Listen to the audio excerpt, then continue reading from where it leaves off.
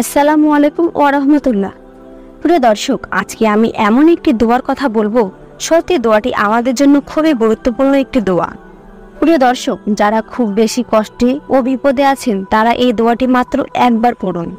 ইনশাআল্লাহ আশা করি আপনার সমস্ত কষ্ট বিপদ আপদ দূর হয়ে যাবে।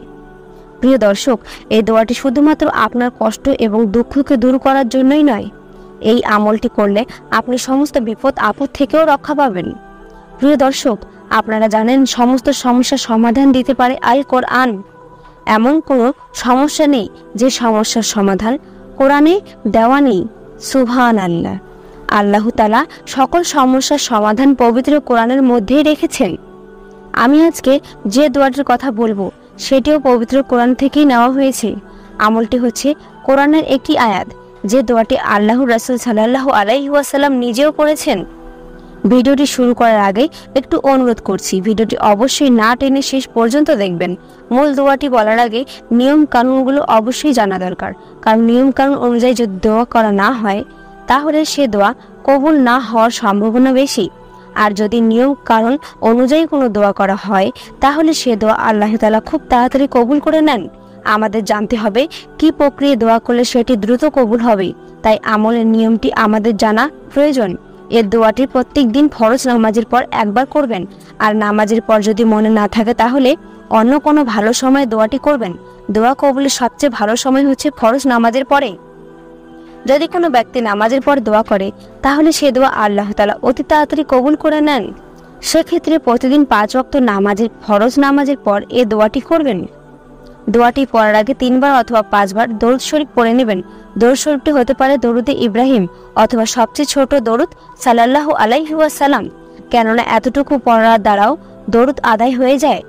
সুবহানাল্লাহ, দোয়া কবুলের অন্যতম সময়গুলোর মধ্যে একটি সময় হচ্ছে দরুদ শরীফ পড়ার পর দোয়া করা, অর্থাৎ দরুদ শরীফ পাঠ করার পর যদি কেউ দোয়া করে তাহলে মহান রব্বুল আলামিন সে দোয়াটি কবুল করে নেন।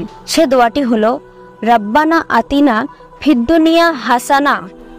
এর অর্থ হচ্ছে, হে আমাদের প্রতিপালক, আপনি আমাকে দুনিয়ার সমস্ত কল্যাণ দান করুন।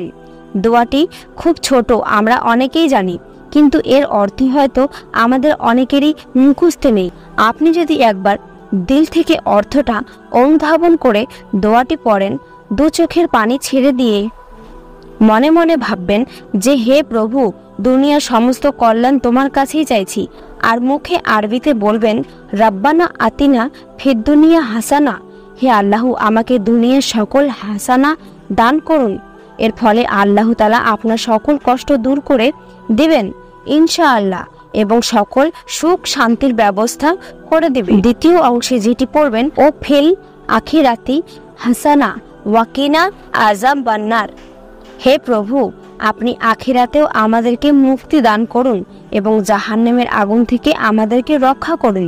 প্রিয় দর্শক, কেউ যদি দ্বিতীয় অংশ বাদ দিয়ে শুধু রাব্বানা আতিনা ফিদ দুনিয়া হাসানা এতটুকু দোয়া করতে চান তাহলে কিন্তু তার দোয়া আদায় হয়ে যাবে, অথবা চাইলে পুরো দোয়াটি পড়তে পারেন।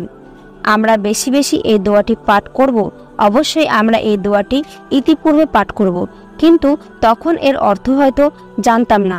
যারা অর্থ জানে না তারা অর্থটা ভালোভাবে মুখস্থ করে দোয়াটা করবে, তাহলেই আমরা দিল থেকে দোয়াটা আল্লাহ রাব্বুল আলামিনের আরশ মুআল্লামায় পৌঁছে যাবে এবং রাব্বুল আলামিন আমাদেরকে মুসিবত এবং সংকট থেকে উদ্ধার করবেন ইনশাআল্লাহ।